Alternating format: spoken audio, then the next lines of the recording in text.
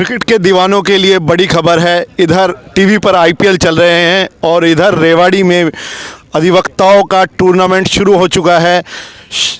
रेवाड़ी के वरिष्ठ अधिवक्ता रहे Shri ML Yadav memorial tournament Rewari में आयोजित हो रहे हैं। इसी टूर्नामेंट को लेकर पूरे प्रदेश भर से 16 बार एसोसिएशन की टीमें रेवाड़ी में आई हुई हैं और 11 से लेकर 14 अप्रैल तक मुकाबले चलेंगे क्रिकेट के। और यकीन मानिए बड़े रोमांचक मुकाबले होने वाले हैं। अधिवक्ता सिर्फ कोर्ट में ही मजबूत तरीके से दलीलें नहीं रखते, पिच पर आकर अपनी बैटिंग के दौरान भी जो झंडे गाड़ते हैं वो भी देखने लायक रहेंगे।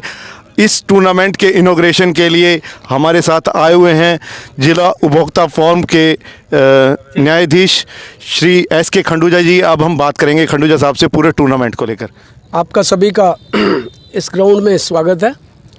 और आज का जो आयोजन है वो श्री कुणाल यादव और उनके पिताजी श्री कैलाश यादव और उनके चाचा जी दीपक यादव एडवोकेट्स, इन्होंने अपने दादा यानी कैलाश जी के पिताजी श्री मांगेराम यादव जी, जो कि वरिष्ठ अधिवक्ता थे और सिविल के बहुत बड़े लॉयर थे, उनके बारे में मैंने सुना है क्योंकि मुझे मौका नहीं मिला उनकी आर्गूमेंट सुनने का। तो वो एक बहुत बड़ा इन्होंने एक स्टेप लिया है। मैं इनको बहुत बहुत हार्दिक दिल से इनको शुभकामनाएं देता हूं कि उन्होंने इस तरीके का आयोजन करके एक जो हमारे यूथ में जो यूथ पिछड़ता जा रहा है, स्पोर्ट्स से दूर होता जा रहा है, उनमें एक ऐसा एंथुजियाज़म इन्फ्यूज़ किया है कि वो सिर्फ कोर्ट में ही नहीं, यहाँ क्रिकेट के मैदान में भी पसीना बहाएंगे।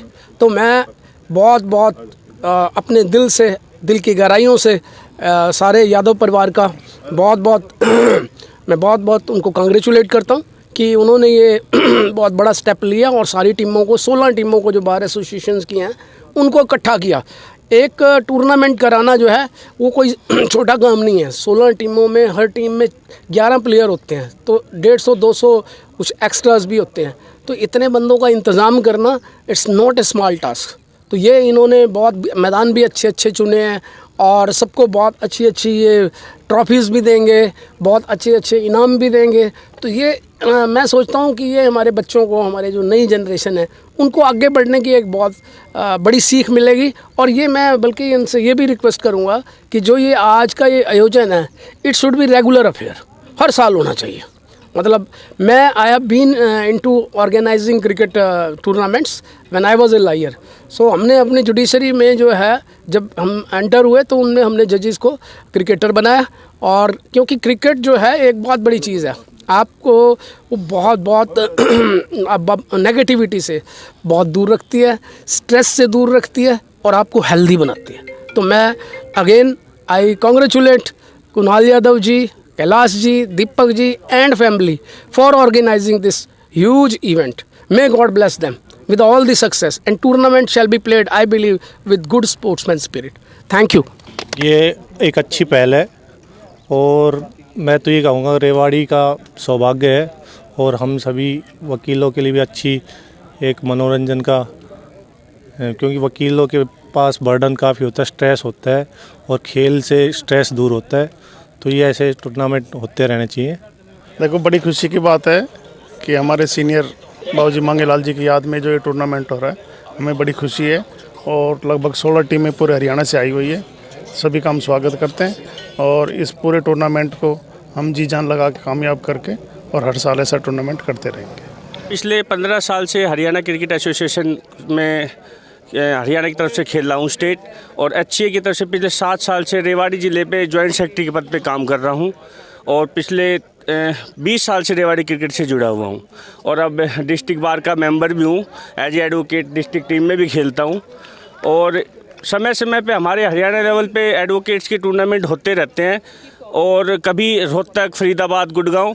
लेकिन ये टूर्नामेंट था तो पिछले 1 साल से 2-3 साल से रेवाड़ी ज़िले ने कोई टूर्नामेंट नहीं कराया था, बावल बार ने करवाया था। तो हमने कुणाल भाई से वैसे डिस्कस चल रहा था कि भैया इस बार रेवाड़ी बार टूर्नामेंट कराता है, तो भैया ने शायद सोचने में देर नहीं लगाई, तो सिर्फ यही पूछा, भाई तुम डेट डिसाइड करो टूर्नामेंट बाबूजी के नाम से तैयार है। आज Sohna bar association versus Gurgaon DBA bar के बीच मैच चल रहा है और Sohna bar association champion team है और अच्छी टीम है। दोनों टीम में अच्छा मैच देखने को मिलेगा। तो हमारी रेवाड़ी बार में बाबू मांगलाल तो बहुत बड़ी शख्सियत थे जी। वो मतलब अपने काम के अंदर ही मतलब इन्वॉल्व रहते थे। जब भी उनके मतलब घर पे गए, छुट्टी है या मतलब वैसे है, तो घर के ऊपर भी वो मतलब अपने काम में बिजी रहते थे जी। पढ़ाई करते हुए मिले थे।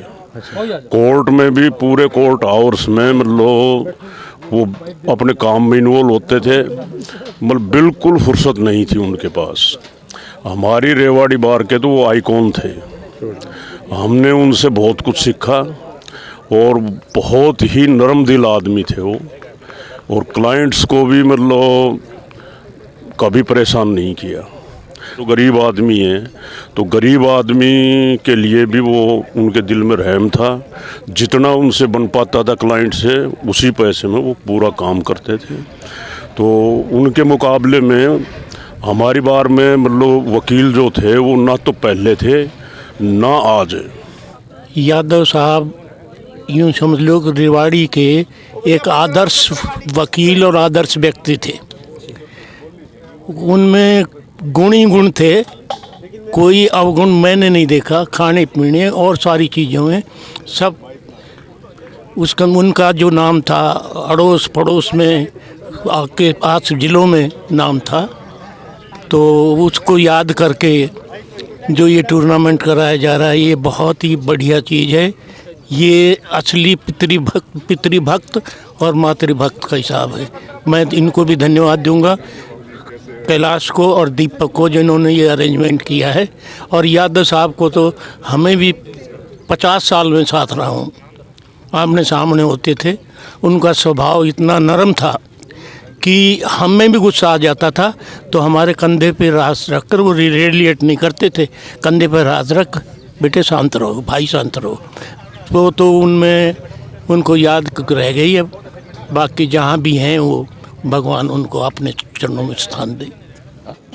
कि एक तो उनमें कोई गुस्सा नहीं आता था, और दूसरा अगर दूसरे पार्टी के वकील को गुस्सा भी आ जाता तो वो उसको भी सांत्वना देते थे और कहते थे कि तुम शांत रहो। एक सबसे बड़ी जो चीज़ थी वकालत में, वो मैंने भाई बड़े बैठे हैं, शायद ये बुरा ना माने, उनके अंदर एक जो मेन जो चीज़ थी जो एक वकील के पास होनी चाहिए, कि जब तक यादव साहब उस केस के सारे डॉक्यूमेंट्स पार्टी से नहीं मंगवा लेते थे तो वो फीस की जल्दी नहीं करते थे। वो ये सोचते थे कि मैं सारे डॉक्यूमेंट्स मंगवा लूँ ताकि जो आज हम ग्राउंड लें या जो प्ली आज हम लें वो आखिरी तक हमारी वही रहनी चाहिए।